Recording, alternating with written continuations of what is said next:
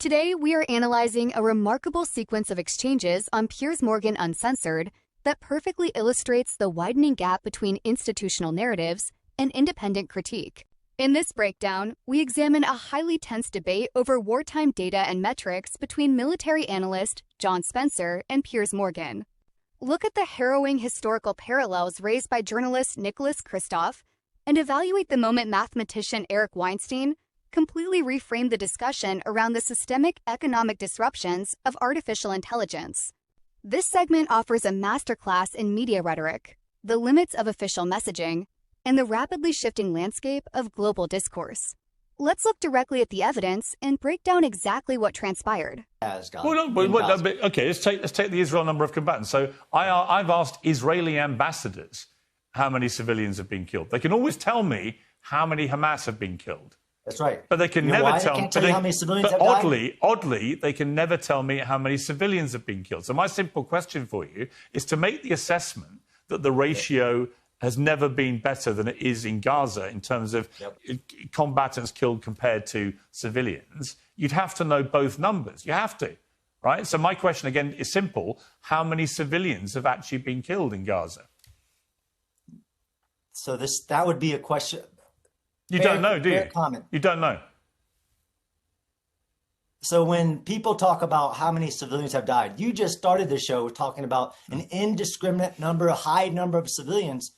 You too don't have access to information to know that body. No, but you're the one making the claim that the ratio is the best we've seen. I don't think it's unreasonable. I don't think it's unreasonable, John, in that context of that claim, to simply ask you that obviously to make that assessment, you must know how many civilians have been killed and how many Hamas terrorists have been killed. If you don't know, I don't know how you can make the assessment. I mean, I guess you could challenge the qualitative analysis of any war in the history of war. I'm only asking you about your claim. You said it was the best ratio, and yet I'm simply asking you, OK, so what is the ratio? How many civilians? How many Hamas? And I'm trying to explain to you the qualitative analysis. But do you know the answer or not? Yes. What is it? It is based on Hamas's number. No, just give me a number of civilians who've been killed for you to make your judgment that the ratio is the best in modern times. OK, that's your claim. I respect your right to have a claim. But to back it up, you have to know the two numbers. You have to be able to tell me this number of civilians were killed and this number of Hamas. And then we can all decide whether that is the best ratio of modern times. But if you don't know, now's your chance to say, actually, I don't know, because I don't think you do you?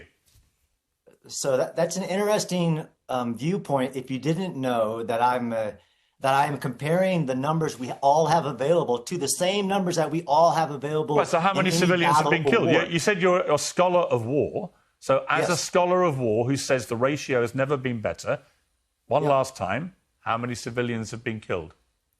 So let's talk in the Battle of Rafah. No, let's talk about in Gaza since October the 7th. Yeah. But in the war, how many civilians have been killed? If you just do literally like my kindergartner math of the numbers that are available and subtract the number of combatants, because there are no civilians in war, Piers. There's combatants or non-combatants. Non-combatants are those that are not participating in the war, such as in Gaza. If you're holding a civilian and you're a doctor... But John, just to be clear, do you have a number or not? 50,000 minus the number of combatants that the IDF have set. 50,000 is what? What number is that? It is the number that Hamas says is left over of the number of combatants that Israel says. Sorry, so how many? So just to be clear, how many? You don't want to use the word civilians. How many non-combatants have been killed? I'm struggling to get my head around your maths. According to Hamas, all of the deaths are non-combatants. Okay, so how many do you think? 72,000 according to Hamas. How many do you think it is? It's less the number that how many Israel is it, has. John? I mean, to have said the ratio's the best we've seen, you've got to know the number. And if you don't know the number, obviously your assessment is bullshit. Piers, so sure, if the entire history of war is bullshit, every case... I'm not talking about the entire history of war. You said you're a war scholar. You've been to Gaza 6 times. Right? You have stated the ratio is the best we've seen.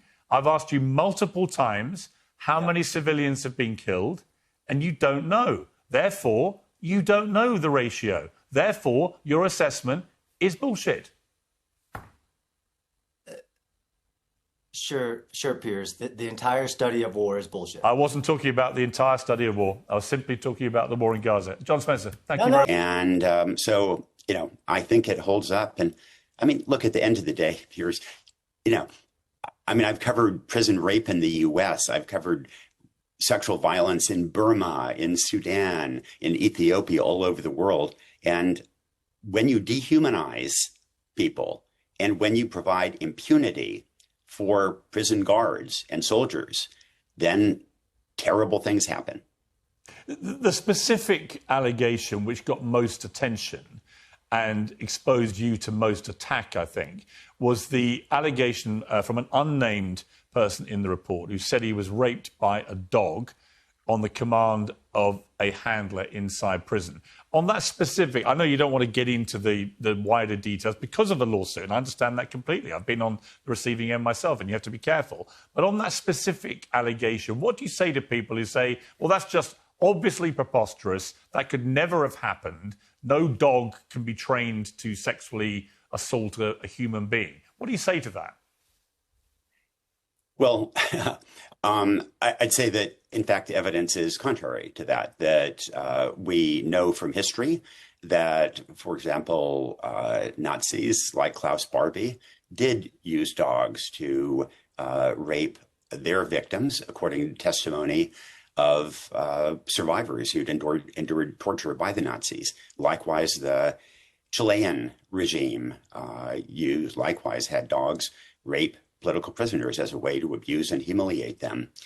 And in the medical literature, there are at least 3 journal articles about humans suffering rectal damage from penetration by dogs. So, this is not something that is impossible. There have been a number of Palestinians who have testified about this. Because Lord knows what a scientist is motivated by. It might be truth, beauty, fairness, who knows?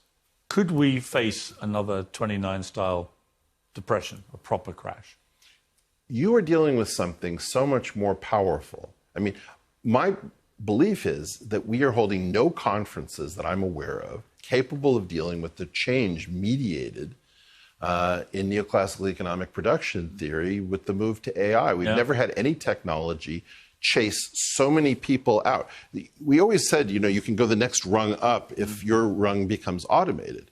But this is an old problem, sort of like the Hilbert Hotel, where if you tell everyone move one room, at some level, you just keep getting chased by the AI infinitely up the value ladder. If Karl Marx and Adam Smith were in a room today, they wouldn't be going back to communism and capitalism. They'd be saying, my God, we just traded everything we know about capital and labor as inputs to production for some unknown new system, and we're not trying to found a new economic theory. And I am absolutely bewildered. Why are we not convening everybody, given that the labor market's about to be completely obliterated? I hope it's only as bad as 1929. Do you know what? I share your concerns about that. I think, to me, it's obvious that's going to be the big thing, and we're not dealing with it properly. Eric, I could talk to you, as always, for hours. That is how a mainstream narrative completely unravels in real time. What we just witnessed isn't just a standard television debate. It's a perfect example of why the public is completely losing trust in establishment talking points. When you watch it closely, you realize we are seeing 2 completely different worlds colliding.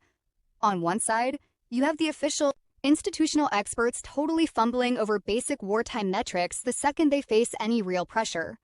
On the other side, you have the entire room going dead silent when hit with the raw, mathematical reality of an AI-driven economic collapse. The old playbook is officially broken, and they simply do not have the answers for the world we are entering right now. But I want to hear from you. Did Piers absolutely expose a fatal flaw in the official narrative?